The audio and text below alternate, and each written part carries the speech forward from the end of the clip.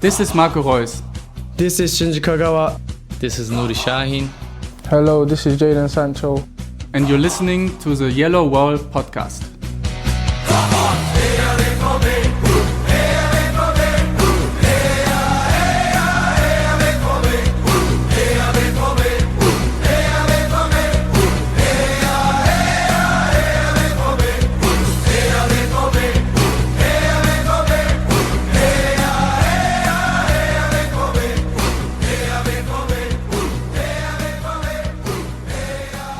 Hello and welcome to episode 368 of the Yellowwallpod. I'm your host Stefan Butzko, and today we will talk about Dortmund's 2-0 win over Hertha Berlin, the signing of 17-year-old defender Soumaila Coulibaly from PSG, and we will preview Saturday's game against the Erste Fußballclub Köln. For that and more joins me Matthias Zug. Hello Matthias, how are you doing on this rainy Thursday here in Philly? Well, I'm doing quite well, Stefan, here on this bluebird sky Colorado morning. Always good to chat. And I'll be honest, it's nice to only chat about one review and one preview and not doing like what seems 5 games in one episode. So I'm looking forward to that. Without any further ado, let's just dive right into the Hertha win. Royce, Brandt on the outside.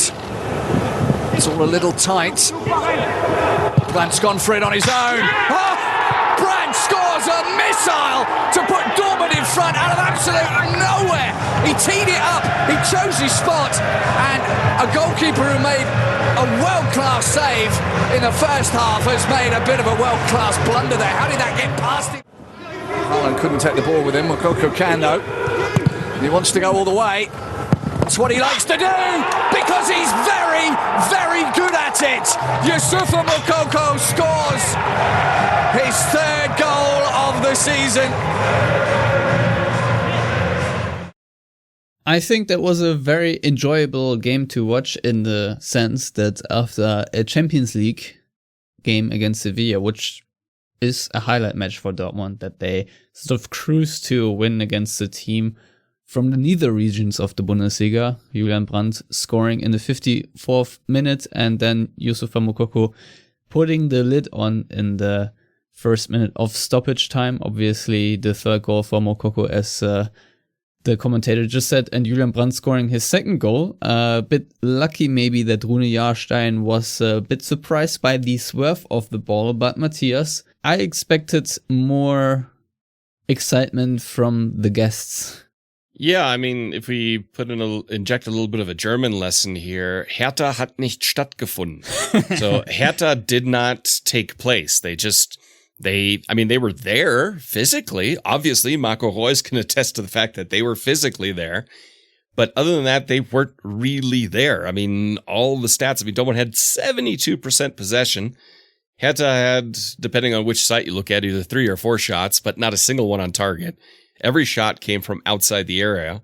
They had no corners, and they played 500 less passes than Dortmund, but almost as many long balls. I mean, even Paul Dardai was like, well, the first half was okay, but the second half was really bad. And what I like about Paul Dardai is sometimes he's quite honest in his assessment. He says, we totally deserved to lose this one. That was abject. There was just nothing there. And it was beyond passive. I mean, we can't even say that they defended vehemently like, say, Augsburg earlier in the season or some other low block teams that Dortmund had difficulties against. They were just, I don't even know. I mean, yes, they were there, but that's about all you can say about them.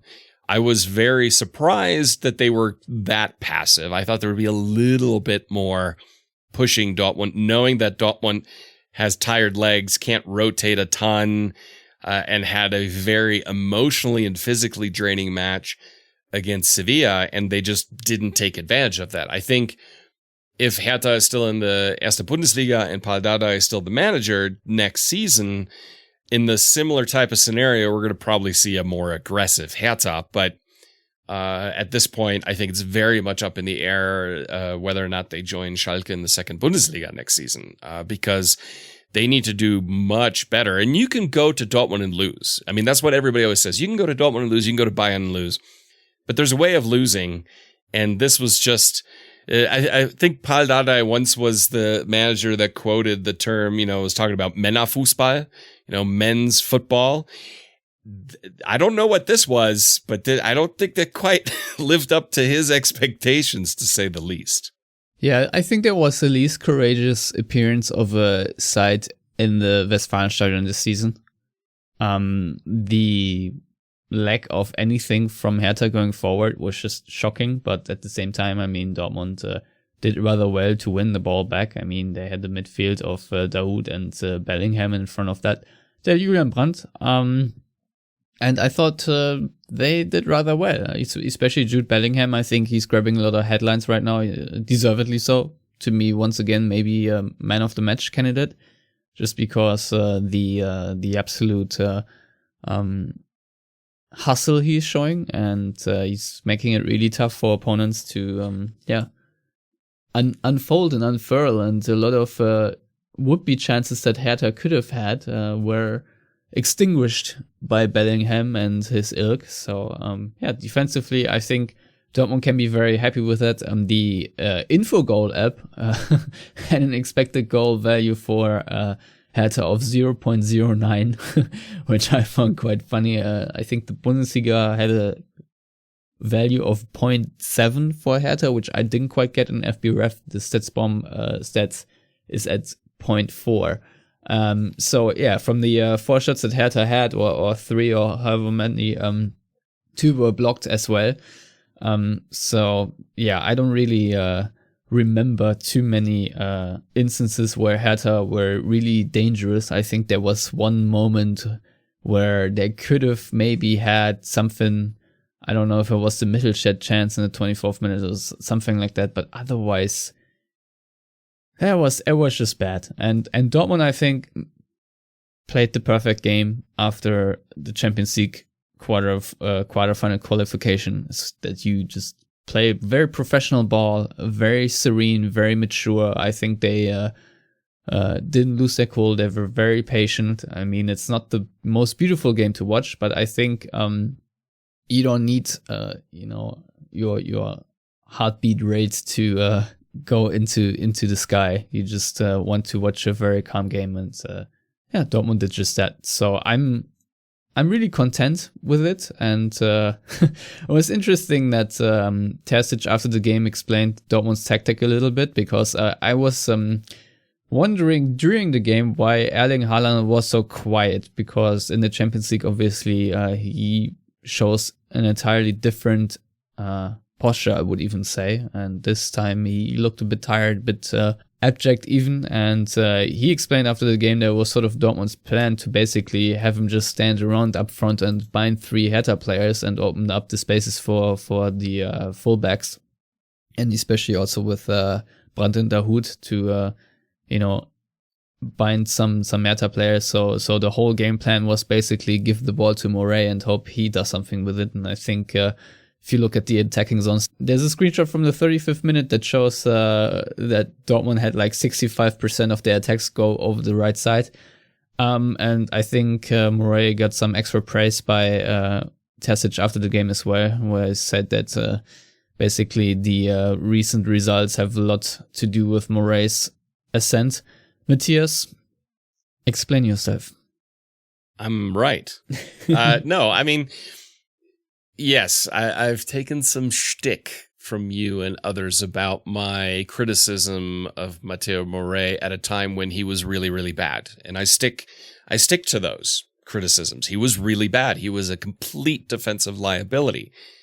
What's interesting is just the development he's taken since then. And I was kind of thinking about it. He signed with Dortmund, I don't even know right now, at the end of the season before last. I can't remember.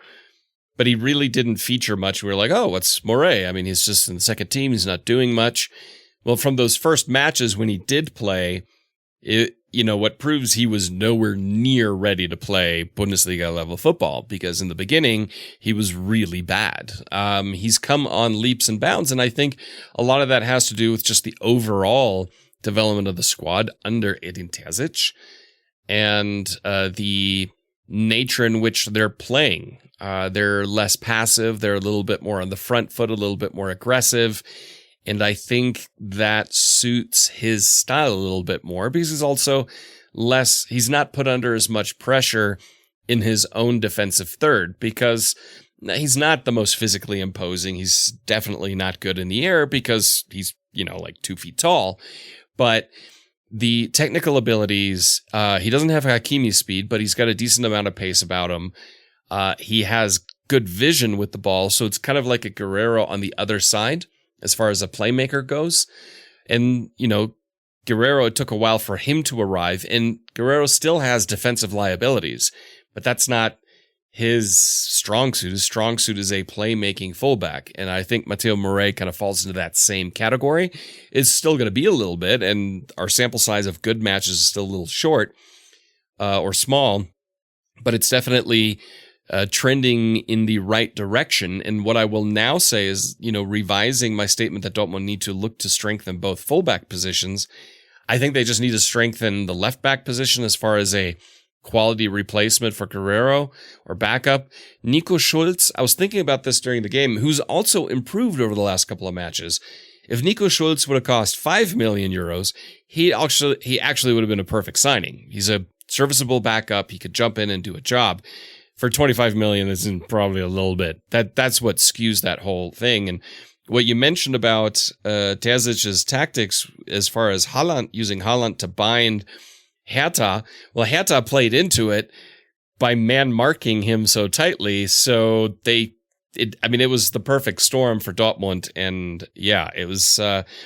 That's one thing I enjoy about Terzic press conferences. He actually gives you something and talks a bit about tactics and stuff like that before and after the match, whereas, let's say, more seasoned veteran managers really don't give you much of anything. Yeah, that's true. I mean, on Morey, Terzic said that he's a technically gifted player that is very calm under pressure. He has a penchant to dribble inwards with his first touch. He significantly improved his defensive positioning. There were a few issues with the timing that we needed to fix. So I think that sort of alludes to what you just said. I think it was pretty obvious to everyone that Morey was not good in his positional timing. I mean, the amount of times his right side was just completely run over with him just standing in no man's land.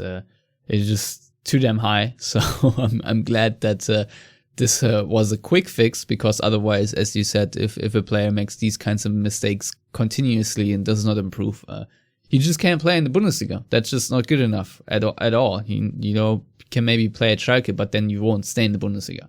So, it's obviously sad now that he picked up an injury and will miss the Cologne game. Terzic said today that he is hoping that Morey, along with Guerrero and Sancho, will all return after the international break.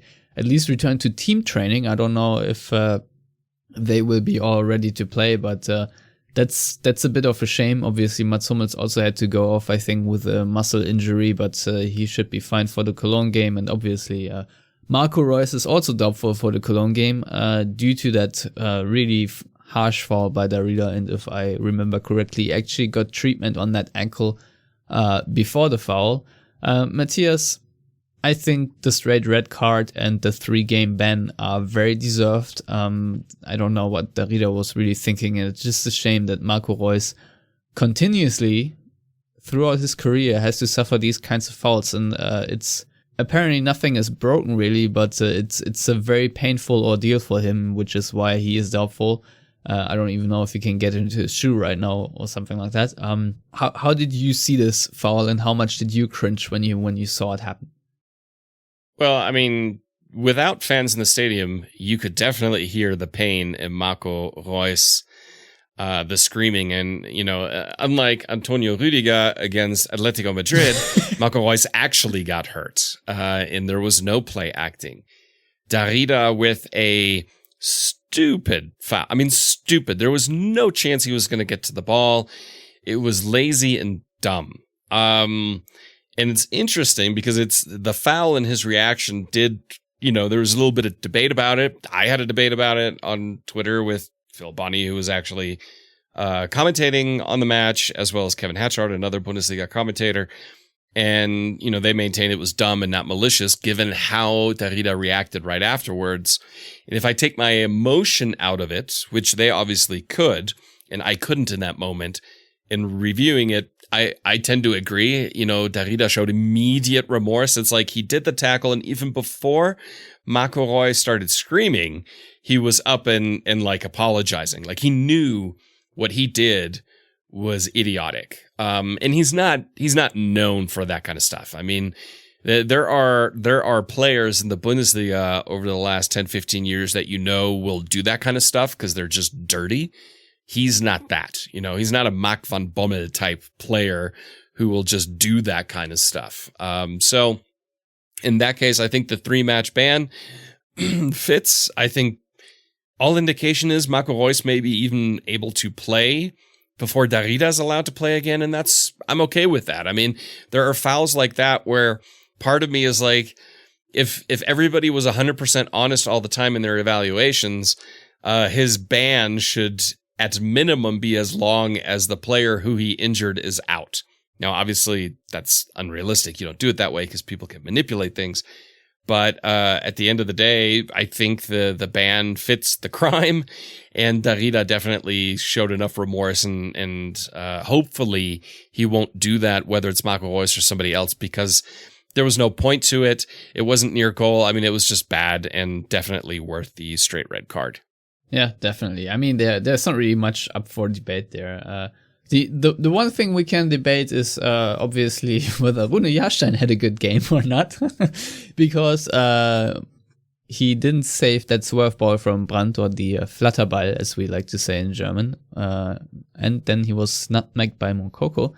But obviously the save from Jude Bellingham and a couple others were really outstanding.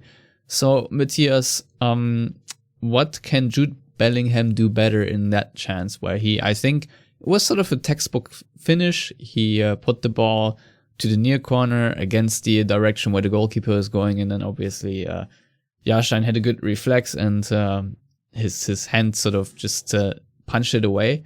But what do you make of Bellingham's shooting technique? Because we have criticized it before, and I might add, if he adds that to his game as well, is it then over for the Bundesliga? Can we just end the competition, and do we have the perfect midfielder then? I don't know about that. I mean, he could stand to grow a little bit more, but I mean, he is 17. I'm asking this all tongue in cheek, obviously. Obviously. I mean, I don't think there's anything he could have done better in that situation. When Jahrstein saved that one, as well as the Marco Reus one shortly after, I was getting annoyed. I'm like, why is it that these keepers keep having like their game of the season against Dortmund? I'm thinking Robin Zentner as an example from Mainz, who just was pulling out crazy saves when he's if I call him an average keeper, I think I'm maybe flattering him a little bit. Or even Stefan Ortega, who has a penchant to make mistakes, really those don't show up against Dortmund. And then of course the Brandt shot happened, and I went, oh yeah, that's right. Okay, perfect. So, I mean, Jahrstein in that situation, it looked horrible. I mean, that was, it wasn't even a knuckleball shot. It wasn't, it had a little bit of swerve, but all he had to do was stand still and it would have hit him. But it's like he went out of the way. It was like bullfighting. It's like he had the red cloth and whipped it away in the last second so it can go into the goal. It looked really bad. Moukoko, I don't really blame him for that. At their own posts, a ball driven on the ground at pace. There are a lot of keepers who get nutmegged just because you have to plant your feet wider so you have the right stance to move and cover the long post, and it just happened. But that one was pretty bad. That was really bad. But it was good for Dortmund, and like Terzic said, it was good for us in that game, and also obviously good for Brandt, who I feel like really came alive after that. You could tell after he scored, it was like a relief for him. Like a weight had been lifted off his shoulders. And there was a discussion this week. I can't remember. I want to say it was on OneFootball, on their Bundesliga review, where one of the hosts said that, well, maybe we need to revise our opinion of Julian Brandt, that he's not going to be that spectacular player like you were maybe hoping coming from Leverkusen, and maybe a very high quality, very unspectacular player, kind of like a Toni Kroos. Toni Kroos is not a spectacular player in the sense that, he's not Jadon Sancho, but he's very, very good. And so maybe that's more the Julian Brandt that we're looking at for the future. Change our expectations. I mean, what do you think? I don't know. I've seen too many impressive things by Julian Brandt to go in that direction, to be honest. But the problem is that he is not showing them consistently enough. But Kroos is doing so many things so much better than Julian Brandt. I thought that Brandt had an okay game, but still not a game where he impressed me really. I mean, he had his statistics check out with the pressures he had, but I still think that Julian Brandt can do much better than he's doing right now, or maybe he can't, and that's the issue. But yeah, it was a lucky shot, obviously. But I still like that he was included in the lineup because I thought it was the right game to do that, and I could see the same lineup against Cologne, for example, minus Moret, obviously, who's injured. But I like Brandt in that position as a number 8, especially next to Dahoud. Makes sense to me in games where you play against low block defenses. But yeah, he, I think, also had a couple of really bad first touches where I think that just a lack of focus maybe, because, usually he is not a fatter Eric Durm. He has to fix so many aspects of his game right now, and that's it's really hard to see how he can do that in the long term, especially considering how good Dahoud and Bellingham are playing, and Delaney will be back in the team at some point. So the struggle for Brandt really is that there's so much competition right now that if he doesn't play on his highest level, he really won't get too many minutes to fix his confidence. So it's a difficult season for him. I think he said himself as much right now, especially the lack of fans is something that affects him, which is obviously very human. So yeah, I don't know where the journey goes for Julian Brandt. Obviously, I'm really hoping that he can be a building block in this Borussia Dortmund side, but for that to happen, he needs to improve a bit. But obviously, it's nice to have him on the score sheet. I mean, it's just the second goal of the season, and we're having match day, what was it, 25? That needs to improve 100% because Julian Brandt can score more goals and provide more assists. So yeah, but it's nice, really nice to see him on the score sheet again. Also, considering the play in which he scored, I think it was the right decision because I don't think he really had any passing options. Hertha made cut off sort of all passing options without really attacking him. And if you allow a professional footballer to sort of lay up his own shot and then follow it up with the actual shot, chances are there's going to be a very dangerous ball coming toward you. And the fact that it was a bit windy and that it dipped very late in front of Jahrstein, made the chance likely to go in, I think, and for Dortmund to unlock Hertha that way, I'll take it. I mean, they had plenty of chances to score otherwise, but somehow they just didn't.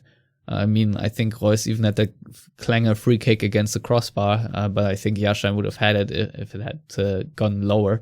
So, for Dortmund, the perfect can opener, and obviously the Moukoko goal then later was just awesome, right? I mean, the amount of pace Moukoko has to shoot this ball and the perseverance for a 16-year-old to score his third goal of the season like this, it's pretty fantastic. So I think I read the stat that next to Haaland and Sancho, he now has the most goals scored of all Dortmund players. I mean, he's like tied with Hazard, but no one else has scored more than 3. Also, Hummels hasn't scored more than 3. So That's very positive for Dortmund. Also, the first time I think he was brought on when Dortmund were not trailing. I was going to say, I think this is his first goal in a win. So, that's fantastic. And congratulations to him. He's been nominated for Germany's under 21s at 16. And I'm pretty sure he's going to start because, he's that good. I think in a year or two, whoever, when Hansi Flick is German national team coach, he'll be called up for the seniors. I just think that's the direction he's heading really quickly. Yeah, I just hope that Flick treats his players nicer than he treats his sporting directors. I don't know. Maybe. Yeah, but it's Brazzo. I mean, who cares? Oh, that's mean. But seeing more minutes from Moukoko is obviously an enticing ordeal. So I'm definitely going to try to find a stream here in the United States. However, I'll be able to do that. Maybe it's on ESPN3 even. I don't know. But Matthias, I would assume ESPN Plus would be my assumption. They've done it before, so I can see them doing it again. Yeah. I mean, it's the Euros, right? It's the under 21 Euros. They start right with that, don't they? Yes, and I think this month, next week. Yeah. They've got the first round is taking place now in a matter of 3-4 days at the end of March. And then the knockout round, I believe, is in May or June. It's a funky format. I actually think it's a smart format because that way you spread it out a little bit more, given COVID and everything. So, I think the international break will actually have some football that I care about. Yeah, who knew? It's going to be obviously difficult with the international break. We don't know whether Bellingham will go to the English national team because Dortmund just don't know whether they get their players back. Same with Sancho, but he's out now anyway because what if they come back from international break and have to go into a 14-day quarantine? And Soak said if they have to go in quarantine, we will not let them go. Yeah. He said that absolutely without blinking today in the press conference. He said if they have to go into quarantine, they are not allowed to go. And I think that's only fair, and they are within their rights. Yeah, I don't know how that legally works, to be honest, whether the club can say that or not say that. I believe they can. I believe they can during Corona because he alluded to it last week or the week before that they're within their rights to do so. If during Corona regulations this would happen, they could do that. And so that's why I think he can say it so adamantly. He wasn't so adamant about Guerrero because there it's a little bit more open. I think with the UK, it's pretty cut and dry as of today. So he was able to say it as cut and dry as he did. Yeah, I'm just praying that Guerrero is not going to the Portuguese national team because he right now has an injury and there's a long complicated history between Dortmund and the Portuguese national team, and Guerrero playing basically more for the Portuguese national team and then returning with an injury because I don't know what's going on with their team doctors. Maybe they have changed since then, but there was a period where Dortmund basically just lost Guerrero with every international break, and that was very painful because he is a very good player. So I hope there are no more shenanigans in that regard. Speaking of shenanigans, Matthias, match day 25 was quite the blessing for Dortmund because Bayer Leverkusen had some shenanigans against Arminia Bielefeld. A 2-1 loss at home to the team that had the worst away record before this match day. Apparently an away record even worse than Schalke, which I find very hard to believe. To be honest, but this is what happened, and obviously Eintracht Frankfurt drew 1-1 away to RB Leipzig, which means Dortmund are now 2 points away from 4th spot. VfL Wolfsburg obviously had the had the dead rubber game, the automatic win game, because they clobbered Schalke 5-0. So yeah, that's still 6 points away from 3rd place. But Matthias, obviously Dortmund still play against Leipzig, Wolfsburg, and Frankfurt, and even Leverkusen and Union Berlin. So basically everyone from the top 7, minus Bayern. And Stuttgart still, right? Yeah, and Stuttgart. I think Yeah. So, I mean, aside from Bayern, like you said, it's the entire top 8 Dortmund still have to play against. And that's where my argument was on Twitter, where people were like, oh, we're going to have to root for Leipzig against Frankfurt because it helps Dortmund. I mean, I'm sorry, you just can't. You physically and emotionally cannot root for the drink franchise from Leipzig. There's just I don't care if it's to the detriment of Dortmund, can't root for it, because also Dortmund has it all in their own hands. They're playing against every team just above them and just below them. I mean, it's really all the 3 above them and all the 3 below them.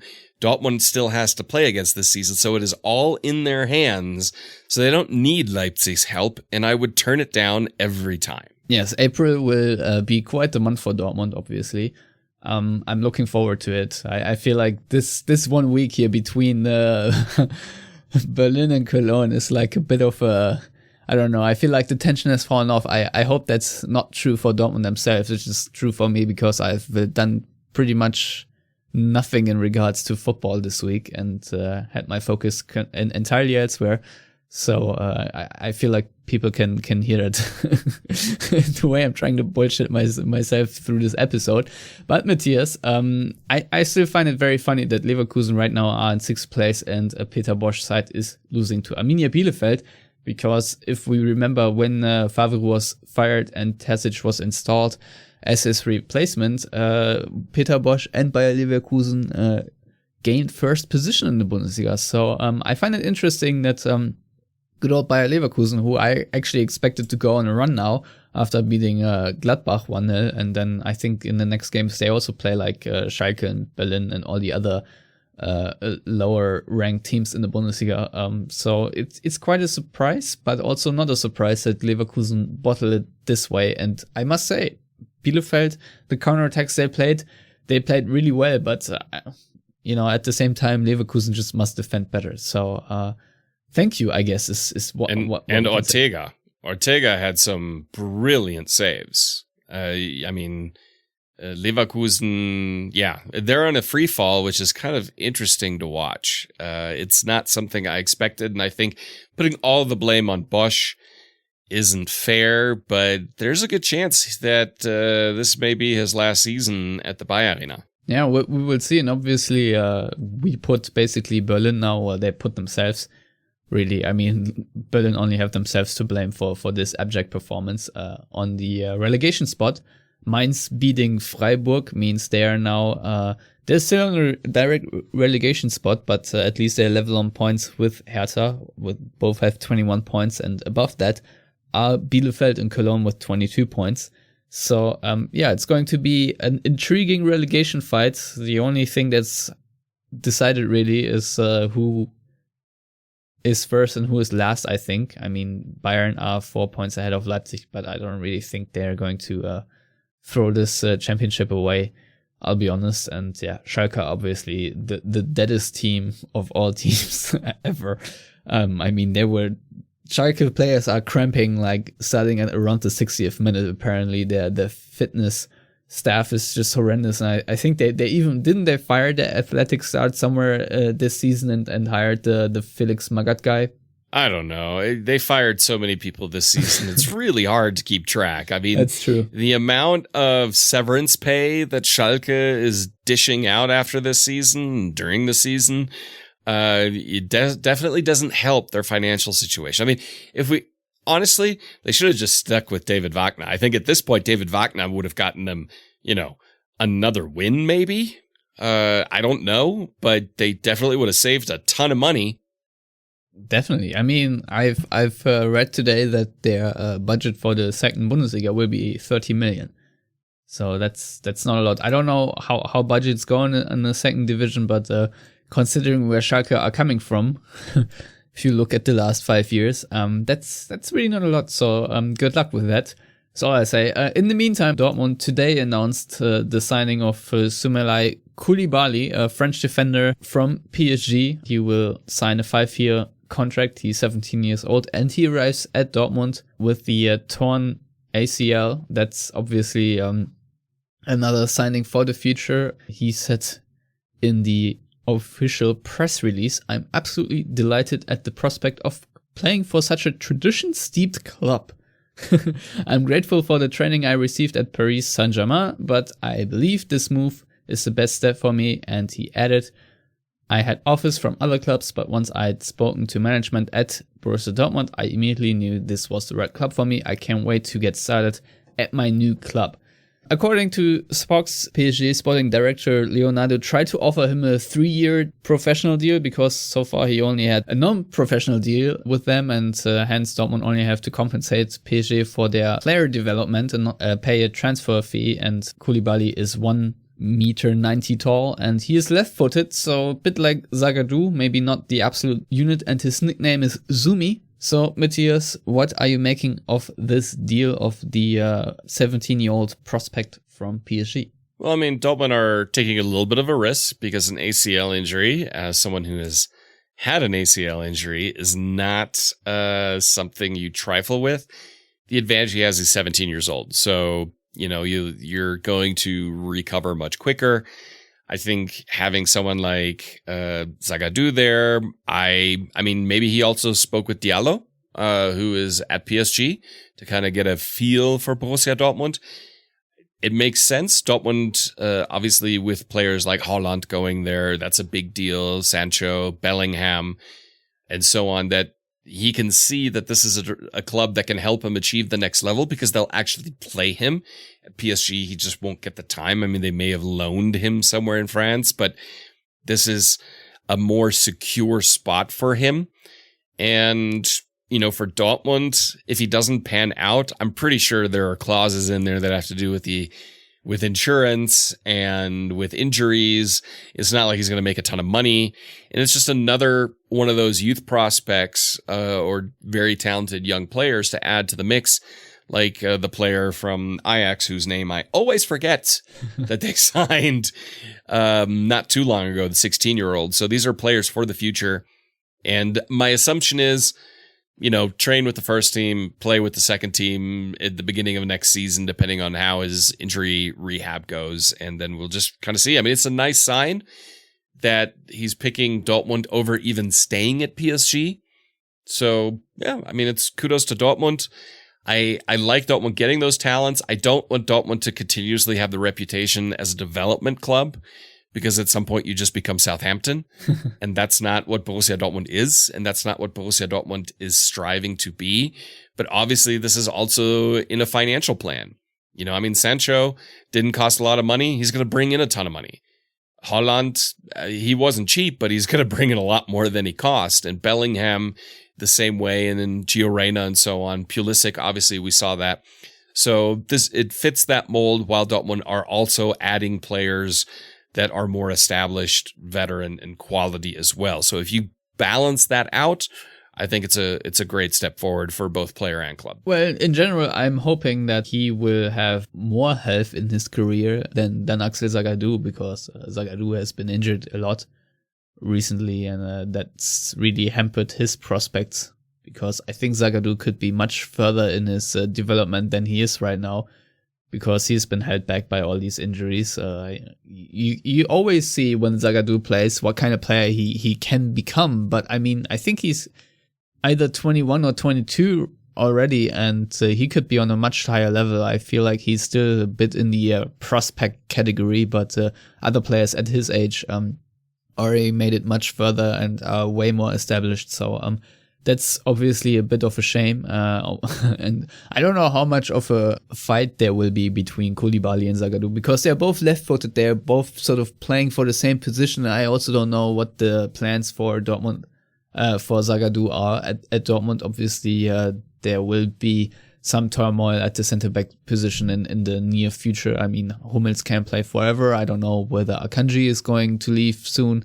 And obviously Zagadou, right now, I don't know if Dortmund are confident in him to be a regular starter for the future. I don't know. So, obviously Coulibaly is a nice signing, and maybe he'll make it, maybe he won't. We don't know that yet, but Dortmund, I think, will need to sign some more established center backs in the future, which obviously then will dictate where Coulibaly is going. So I'm intrigued to see how he turns out. Obviously, he'll play for the under 19 and the under 23 for now. Similar deal that we saw with Bayern Gittens. I think there was a bit of a complaint by Leonardo that Dortmund's and Bayern and Leipzig are sort of just speaking to the families instead of to the clubs to attract those talents, and Stoke said, nope, it's the other way around. It's the families that approach us because they have a feeling that their players, their youngsters can actually make it at Dortmund opposed to PSG. So interesting little back and forth. And can I add something there? I think it would behoove any official associated with Paris Saint-Germain to never speak about morality and ethics. Just a little sidebar there.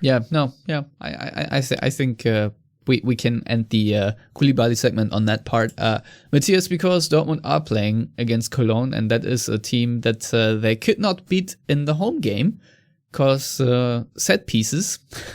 So what are we making of Dortmund's game in Cologne? Because obviously, like Hertha, Cologne will apply a very low block, and I don't know. I think their game plan, their attack going forward is a bit more praying, and hoping for set pieces. Maybe Marius Wolf can deflect a couple more balls or so. What have Dortmund to do better this time to beat Cologne minus set piece defending? Or is that it? Is that all Dortmund need to do? Well, better set piece defending and win it.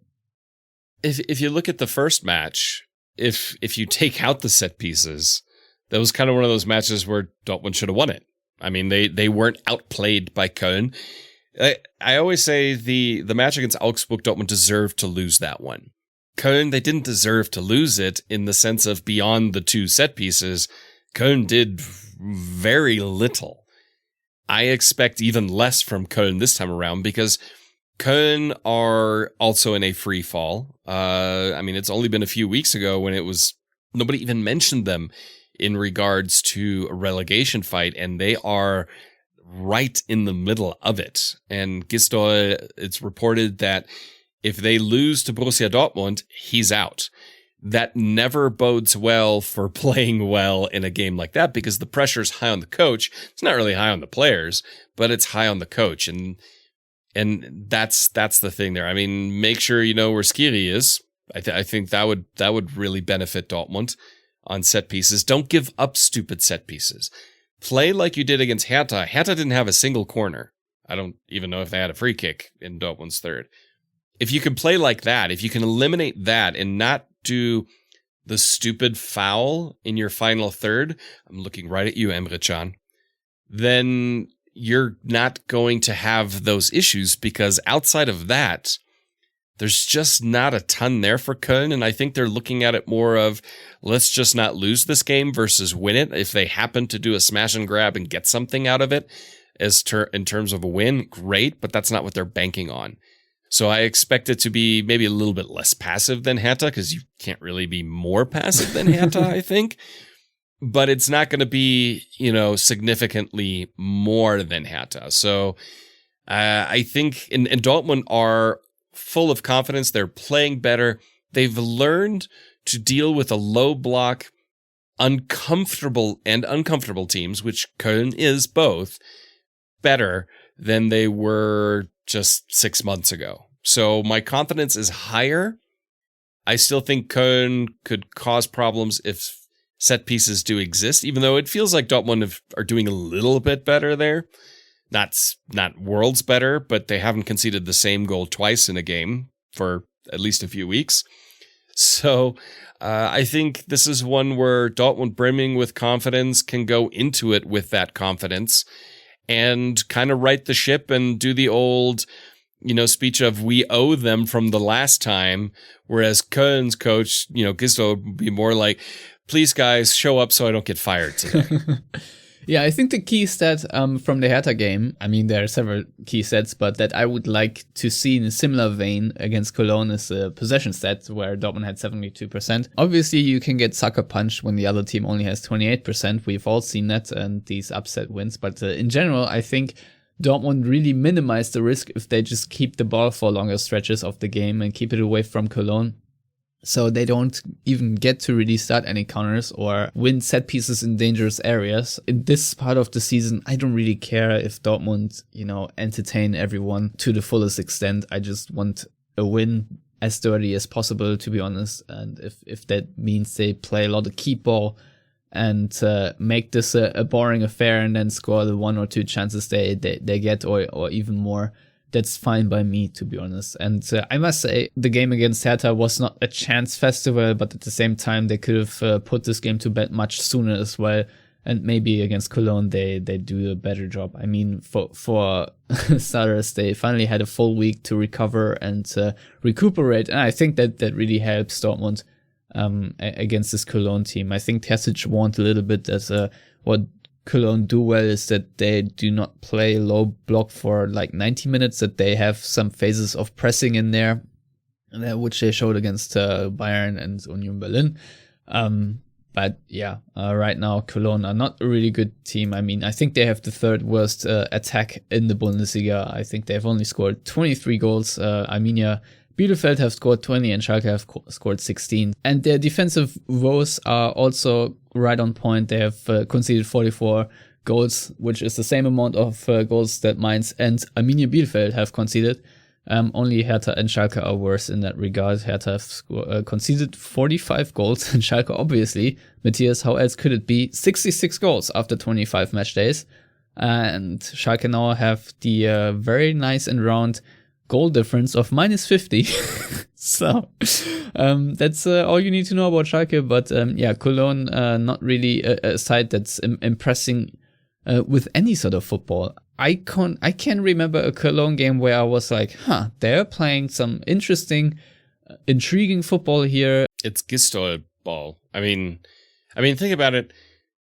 In the last 5 matches, Köln has gotten 1 point. Yes. Against Bremen, which was lucky. Yes. Mainz got 8 in that same time period. The last time Köln won was at the beginning of February against Gladbach, which is a whole other topic that obviously we are keeping a close eye on. And apparently Marco Rose is also in an Endspiel, but it's against Schalke. So it's almost like Gladbach and Eberl are doing the reverse. They're like, okay, well, if we can't beat Schalke, then okay, fine. Then you really got to go. Whereas if Gistol loses to Dortmund, that's kind of expected. So it's almost like the Köln hierarchy went, this is our way of getting rid of him without looking like the bad guy. And that's really what it feels like. I mean, Köln are in a form that they will get relegated if they don't change things dramatically. And dramatically means Peter Neururer, obviously. If you're right, I'm just glad that they will fire him after the game and not before, because I think that's always a little awkward if there's a coaching change just before the Dortmund game from the opposition, because then a lot of your prep work goes out the window. I mean, it wouldn't matter if it's at Schalke because they change their coaches every 5 minutes and they don't have a plan to begin with. But for Cologne, I think there are some okay players in there that some tactical changes could actually make an effect on this team. So it's obviously kind of sad because I don't really want teams like Cologne to go to the second Bundesliga. I think they are a great value for the Bundesliga. So in that regard, I'd rather have Mainz and Hertha go down, but that's not how it's looking right now. It's also not really a team where I can with confidence say, well, this is exactly where the goals are coming from. I mean, they signed Anderson from Union Berlin because Schalke couldn't afford him, because Schalke got a loan or credit from the federal state North Rhine-Westphalia, but in order to afford Anderson from Union Berlin, they needed to sell someone, but they missed the deadline on that. So he's now playing for Cologne. But the problem is that I think Sebastian Anderson has only scored 2 goals thus far because he's been injured for long stretches of the season. So right now their most prolific goal scorer is Rex Bichai. So I guess watch out for him. And Shqiri is an okay player. Duda, I thought he was an okay player for Hertha now at Cologne.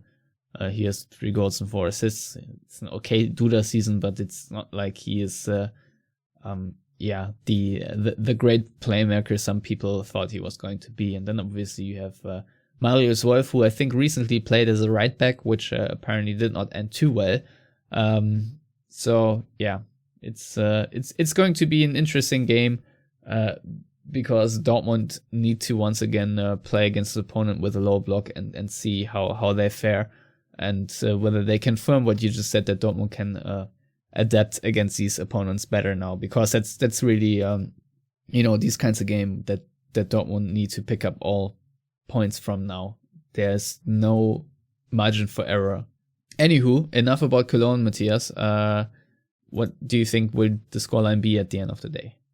I think kind of similar to Hertha. I feel comfortable saying a 2-0 victory for Borussia Dortmund against Köln. Well, I'll say this. If Marco Reus is back, then I think it's going to be a 3-0 win, because he likes to play against Cologne, and he has shown some improvement in that regard against low block teams, and he has had so many chances recently. I think in the next game against such a team, something will go in. Obviously, I must say that Akanji is on 4 yellow cards because he's back and could play. I don't know if he will. Is this something you would do? We haven't really discussed Dortmund's lineup, but I think you could. I think you could, because Köln isn't going to press you high and put you under a ton of pressure for most of the match, so it might be a good match fitness game in that aspect, or you bring him on later. I would like to see him in Zagadou on the pitch at some point, also to give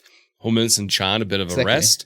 Whether it's from the beginning or not, obviously I don't know, given that he just returned.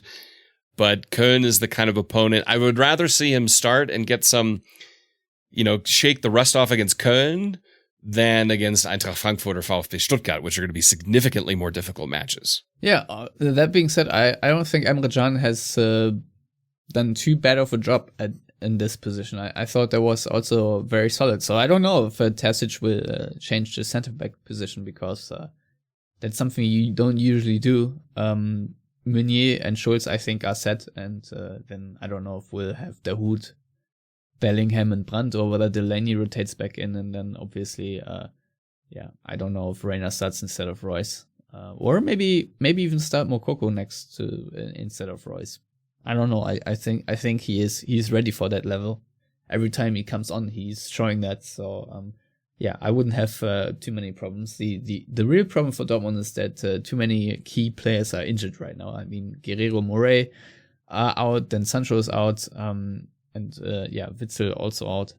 I don't think we'll see too many surprises in the lineup, and probably, after not scoring against Hertha, Haaland will probably add another brace or a hat-trick or something crazy like that before the international break. So, Matthias, without any further ado, I think we can knock it on the head, unless you have anything left to say on all these subjects.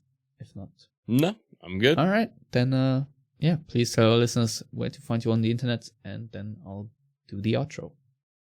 You can find me on Twitter at Matthias Zug. Very well, and you can find me at Stefan Butzko on Twitter. You can find all of us at Yellowwallpod on Twitter and Facebook. If you want to subscribe to this show, please do that via YouTube, iTunes, Stitcher, SoundCloud, Spotify, etc. And of course, if you want to contribute financially, then go to patreon.com/theyellowwall, where you can sponsor an episode or subscribe to our paywalled written content, even though there's not much in recent weeks. I apologize.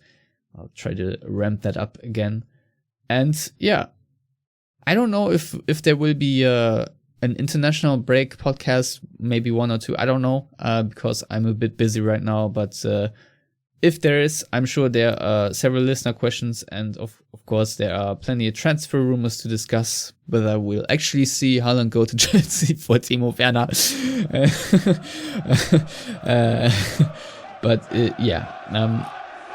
As always, thank you for listening, and goodbye.